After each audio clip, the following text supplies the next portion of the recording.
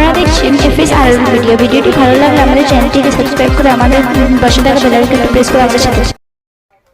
যারা হেনস্থ করেছিল অভিযুক্ত তাদেরকে মালা পরিয়ে একেবারে সম্বর্ধনা জানালো, কি বলবেন? সাম্প্রদায়িক সম্প্রীতির সব থেকে বড় নিদর্শন হচ্ছে পশ্চিমবাংলা। তো সেই পশ্চিমবাংলায় কিছু গুটকাখোর আরএসএস বাহিনী আসছে সম্প্রীতির বাংলাকে সাম্প্রদায়িকের বাংলা করতে।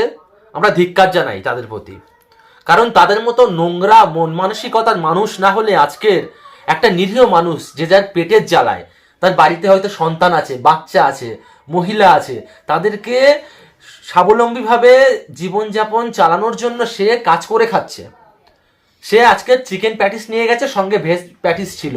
সে তো আজ থেকে ব্যবসা করছে না, সে ব্যবসাটা করছে বহুদিন ধরে। আর একটা মানুষ যদি বহুদিন ধরে সেই ব্যবসাটা করে, সে কি ওই ব্যবসা ছেড়ে অন্য ব্যবসায় যাবে? কোনোদিন যাবে না। আজকে যখন মানুষটা তার ফ্যামিলির মানুষদেরকে চালানোর জন্য সে তার প্রতিনিয়ত যে কাজ করে সেই কাজটা করার জন্য গিয়েছিল, ওখানে যেতেই পারে, অসুবিধা কি আছে? তা বলে তাকে মারবে? এটা তো সংবিধানের ওপরে আঘাত আনা হচ্ছে। গণতান্ত্রিক ভারতবর্ষ রইল কোথায় যদি গণতান্ত্রিক অধিকারকে মেনে না সে চলতে পারে? আজকের আরএসএস এর দালালগুলো, আরএসএস এর জঙ্গিগুলো যেমন করে গুজরাট, উত্তরপ্রদেশগুলোকে অশান্তির একটা তীব্র পাহাড় তৈরি করেছে, আজকে বাংলাকে করতে চাইছে। দেব না করতে। গণতান্ত্রিক প্রক্রিয়ায় যারা এই নোংরামুগুলো করছে তাদের হাতগুলোকে আমরা গণতান্ত্রিক প্রক্রিয়ায় ভেঙে দেব। আজকের মানুষটাকে মারা হলো, ওই একটা মানুষ নয়, 10 কোটি বাংলাভাষীর গায়ে হাত দিল।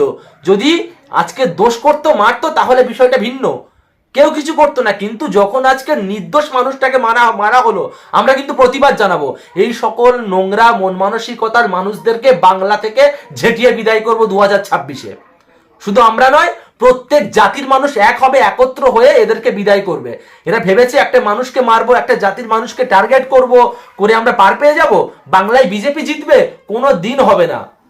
আর আজকের যে মানুষটাকে মারলো তাকে জিজ্ঞাসা করা হয়েছিল কি যের মধ্যে কি আছে, সে বলে যে প্যাটিস। প্যাটিসের মধ্যে ভেজ প্যাটিসে হতে পারে, চিকেন প্যাটিসে হতে পারে, যে কোনো কিছু হতে পারে, স্বাভাবিক। আমার যদি সেটা পছন্দ না হয় বা আমার ধর্মের মধ্যে চলে না, আমি বলবো কি সম্প্রীতি বজায় রেখে ভাই তুমি এখান থেকে চলে যাও। তা বলে গায়ে হাত দেবে? এটা কোথাকার সংবিধানে লেখা আছে যে একটা মানুষের গায়ে হাত দেবো আমি হট করে? আজকে চলে যান আপনাদের এক্স এমএলএ, তিনি যে আজকে বাবরি মসজিদ তৈরি করছে মুর্শিদাবাদে, সেখানে